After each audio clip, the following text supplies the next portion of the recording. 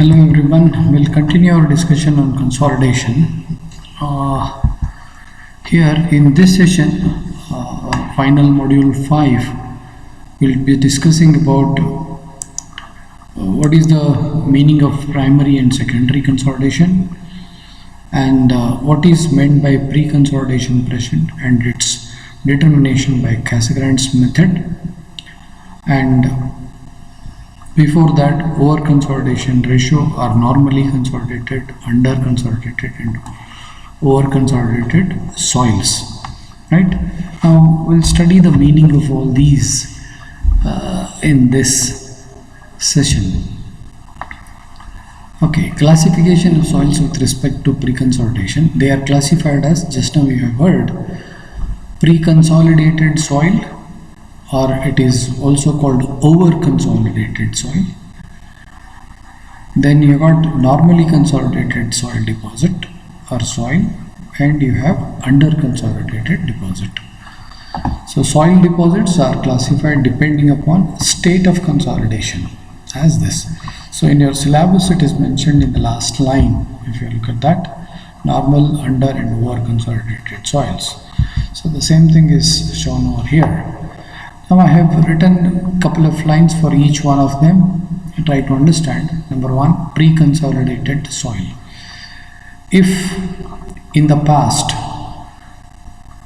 the soil had been fully consolidated under a pressure greater than the present pressure on the soil, then it is said to be pre-consolidated or over-consolidated soil. What is the meaning of this sentence is, suppose if you have loaded the soil now presently with, let us say, 100 units of pressure, right? But in the history of that soil, in the history of that undisturbed soil, the pressure has already undergone a pressure higher than this, maybe 150 or 200, something like that, Newton or units of pressure. It has already undergone or experienced this kind of pressure.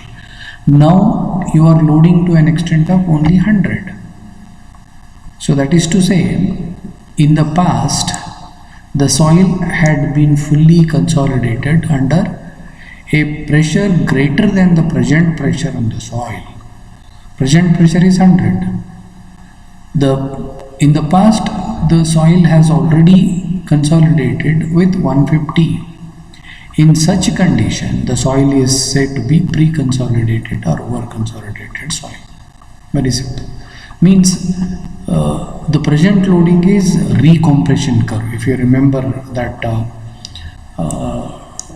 E log P curve, I had told you that if there is a curvature, then it is a recompression curve. If it is a straight line portion, then it is a virgin curve.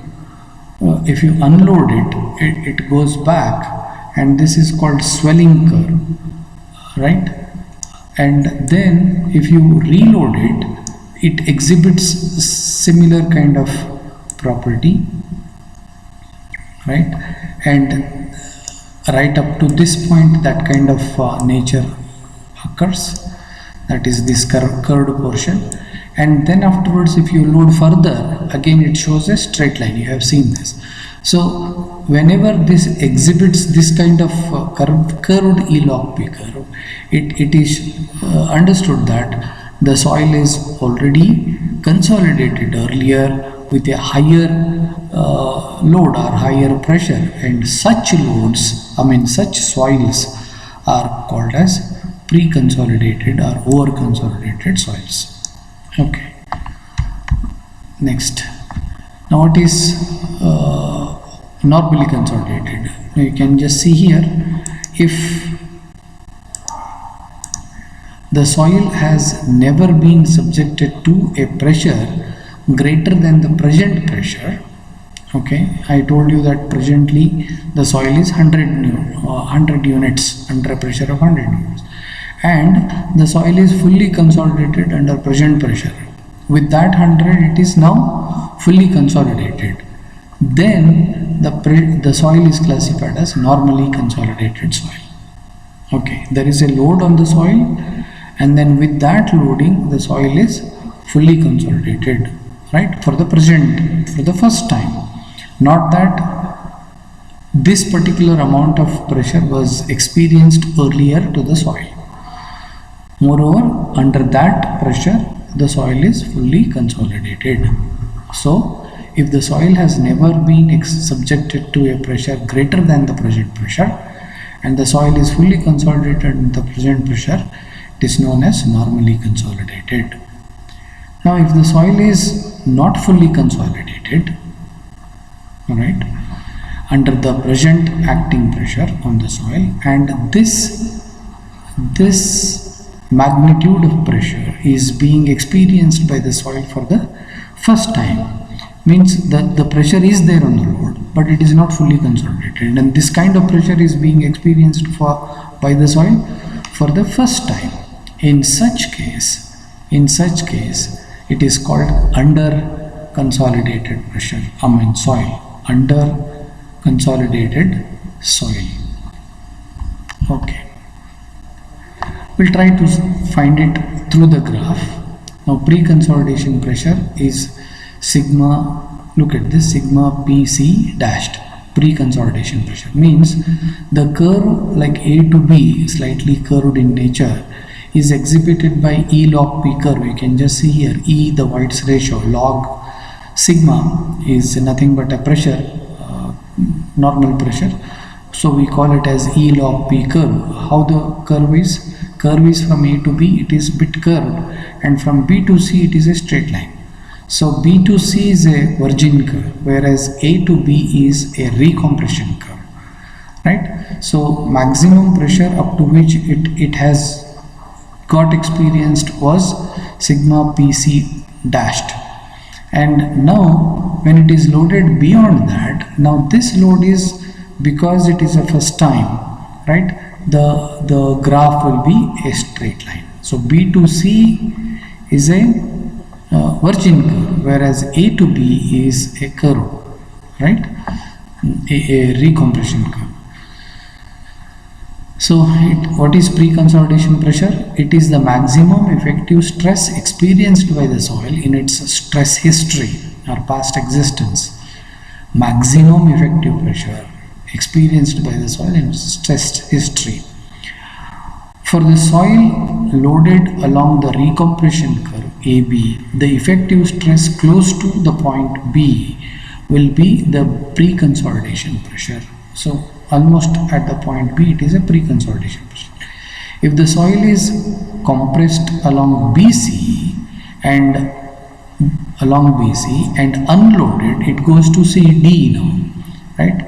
Unloaded, then along CD, and then reloaded along DC, the effective stress close to the point C will be the new pre-consolidation pressure.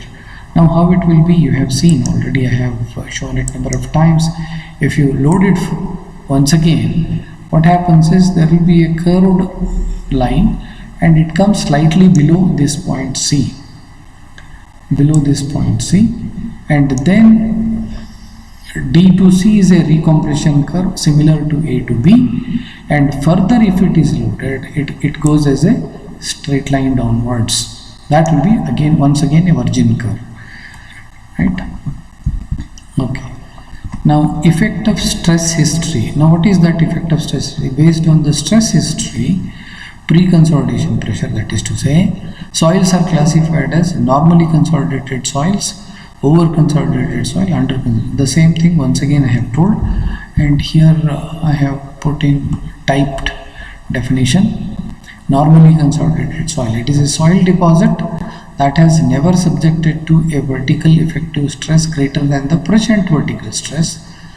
The stress state sigma 2 dashed represents normally consolidated soil, sigma 2 dashed.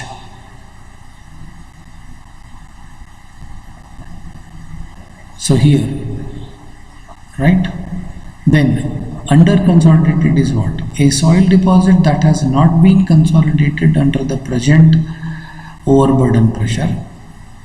Effective stress is called under consolidated soil, right? These soils are susceptible for larger deformation and cause distress in buildings built on these deposits. Under consolidated soil will be getting consolidated in course of time. Because of that, there will be more settlement. That's why it will be susceptible for more settlement. Now, what is over consolidated soil? It is a soil deposit that has been subjected to a vertical effective stress greater than the present vertical effective stress.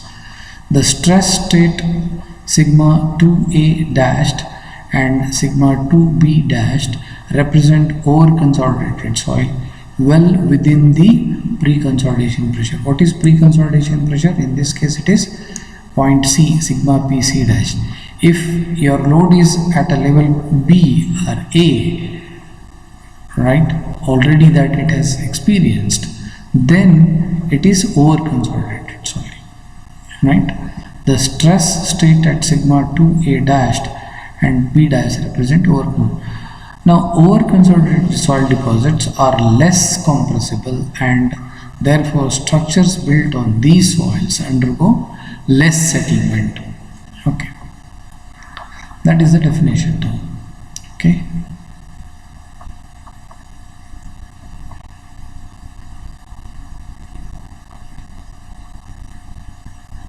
Okay, now the over consolidation ratio, OCR it is called. Over consolidation ratio is defined as the highest stress experienced divided by the current or the present stress on the soil. Suppose you are putting a load of, let us say 150, right, present stress, but already it has experienced maybe around 250. So over consolidation ratio will be 250 divided by 150, that way. That is OCR. Okay, now here over consolidation ratio, once again told, it is defined as the ratio of pre-consolidation pressure, right, pre-consolidation pressure to the present vertical effective stress. Okay. Okay. So OCR is equal to 1 indicates a normally consolidated soil. So that is, I think the point C will be representing that kind of condition, because here it is a fresh loads or first time loads. Here it is already it has been experienced with these kind of loads, right? This is for the first time, this kind of load, because here you can just see here this may be 100 log P curve, it is 100 units of load, 200 units of load, maybe this is 300 units of load. So 300 is now for the first time, and under this it is fully consolidated. Then your pre-consolidation pressure as well as present pressure will be the same, right? It's a ratio of pre-consolidation pressure to the present vertical stress. If this becomes 1, means typical of point C, OCR becomes 1. Soils having higher OCR means what?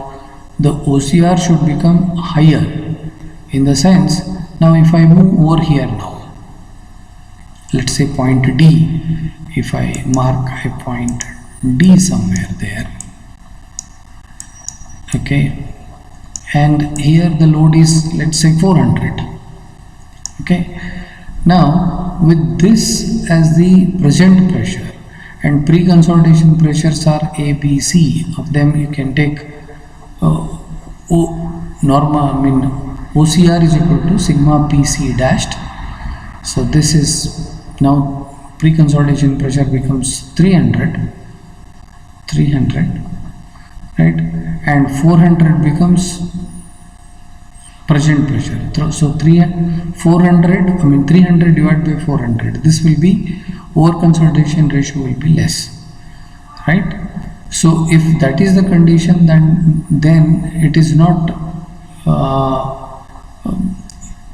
what shall I say, in this case the settlement will be more, right? If your loading is in this stretch of the curve, then settlement will be less. You can just see that White's ratio variation will be quite less here, right? But if you come here, the White's ratio variation is too much for the same amount of extra load, let's say. So that's why OCR, if it is more, then it is better that it is over consolidation ratio will be more. Hence, the soils will be having less compressible character. They show elastic behavior to certain extent. Okay, here determination of pre-consolidation pressure. This is given by Casagrande, and if I try to show that graph, the graph is over here, right? This curve, and then it has become a straight line, and this particular portion, this particular portion is nothing but swelling curve. Means they have removed the load gradually, and the swell has occurred. Now if you recompress it again, it goes back and then joins this point. Now here, what was the pre-consolidation pressure while conducting the test? Generally what happens is this happens and there will be fresh loads. So to find out what was the pre-consolidation pressure, there is a procedure given by Casagrande. It is called Casagrande's method. So we are going to see the same thing. There are so many constructions here.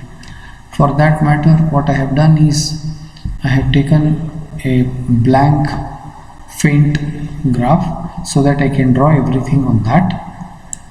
So here I have, so there is a stepwise procedure that you should know, and as I write the procedure, I am going to draw the graph also so that you will know what is to be done first, second, third, and so on. So step number 1 is conduct an oedometer test. Oedometer test is nothing but consolidation test on the undisturbed soil sample obtained from the field. You know that consolidation test is conducted for undisturbed soil only. Okay. Now plot E log P curve as shown. The equilibrium White's ratio at the end of each of the pressure increments are used in obtaining E log P curve. You know that P1 you put and then you wait for 24 hours. E1 is calculated, right? You put extra load, increment of the load, you wait for 24 hours. All that procedure you know. Now by that you have got number of points, and those points will be from this point to and so on. If you go on plotting, you have come up to this. So that graph is this red line, right, which will be passing through all those points of P1, E1 log P1, E2 log P2, and so on. So if you join by a smooth curve, it will be like that. Now what is to be done? Select point A, select the point A of maximum curvature on the E log P. Now here you have to find a point on the curvature which will be having maximum curvature. Maximum curvature will be having least radius of curvature. So you should know that if you have a curve like that and curve like that, right, this will be having radius of curvature very large. This will be having very less. But this curvature is, you can look at the curvature. Curvature will be more here. Curvature is flat here. Radius of curvature is large here. Radius of curvature is less here. So here you have to find a point with a maximum curvature, least radius of curvature. So let us say that point is A. Okay. So there the point is A, let us say, identified. Now draw a tangent at the point A of the point A. Draw the tangent at the point of maximum curvature. Okay, there tangent is to be drawn. So there, that blue line indicates the tangent. It is shown also that it is a tangent at that point. What is the next step? Draw a horizontal line AC. From A only, you have to draw line AC horizontally. Okay. Then draw the bisector for line AD between tangent and horizontal line. Draw the bisector line for AD. You can just see that there is an AD. What is to be bisected? Obviously the angle CAT, let us say, has to be bisected, right? Now draw the bisector is over. Okay, that is the bisector. Did I miss anyone? Yes, draw a horizontal line AC. From A you have to draw first of all AC, horizontal line. Then there is an angle between AC and A tangent. That angle has to be bisected by a red line. So angle equal to this angle. Now extend the normally consolidated line to intersect the bisector line at O. So here it is look at this straight line portion is normally consolidated, right?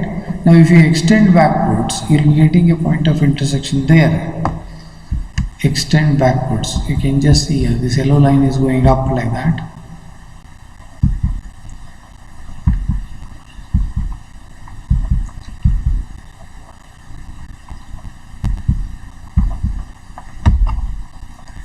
Now this yellow line, when it is extended backwards, it is intersecting the red line or bisector line at point, right?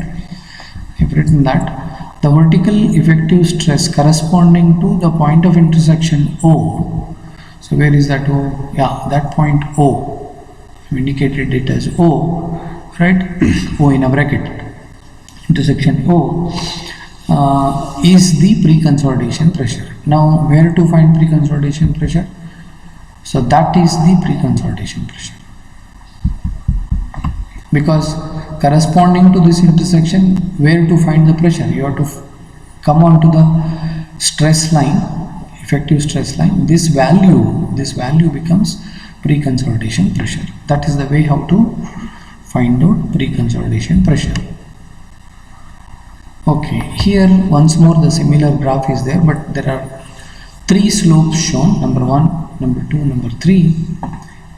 So this is what is generally used, E log P curve, straight portion, and then the slope is known as compression index, CC, vertical by horizontal, CC, compression index. But if you take on a recompression curve, it is called recompression index. If you take similar curve, it is called recompression index. And here CS, this indicates swelling index, right? CC to 1 unit of the horizontal. So CC to 1 gives you swelling index. CS to 1 gives you swelling index. CC to 1 gives you compression index. CR to 1 gives you recompression index, right? So here log sigma or log P, here White's ratio. Okay, what is meant by secondary consolidation settlement? Now you have seen this graph, right? This kind of graph was there when we plotted to the log scale the time and settlement, that is in coefficient of consolidation calculation by Casagrand's method of log t, a logarithm of time fitting method. In that this kind of graph was seen. Now we extend this particular straight line portion and extend this straight line portion backwards. You will be getting an intersecting point. Okay. Now here, after this, whatever is happening, it is a secondary consolidation. Before this, whatever has happened, it is a primary consolidation, right? Now we'll see what is secondary consolidation. It is a settlement due to plastic compression arising out of readjustment of soil particles at the constant effective stress. The effective stress remains the same, but what happens is the settlement is occurring, but occurring at a very slow rate. It occurs after primary consolidation settlement. After primary consolidation settlement, secondary occurs. Now secondary compression index. If you take the slope of this index, we call it as compression index. This is secondary compression index. For this, C alpha will be equal to delta E divided by log of T2 minus log of T1. So it is over here in this graph, right? C alpha is called secondary compression index. Delta is change in White's ratio. So C alpha dash will be C alpha divided by 1 plus EP. EP is the White's ratio at the end of primary consolidation. Secondary consolidation settlement, SSE is given by C dash alpha H into log of T1 by T2. That's the way how to calculate secondary consolidation settlement. Primary consolidation settlement, SC, capital S settlement with a C suffix, you know that it is CC, compression index, H0 divided by 1 plus E0 into log of P2 by P1. That is primary consolidation. This is secondary consolidation. Okay, with this we'll stop. Thank you.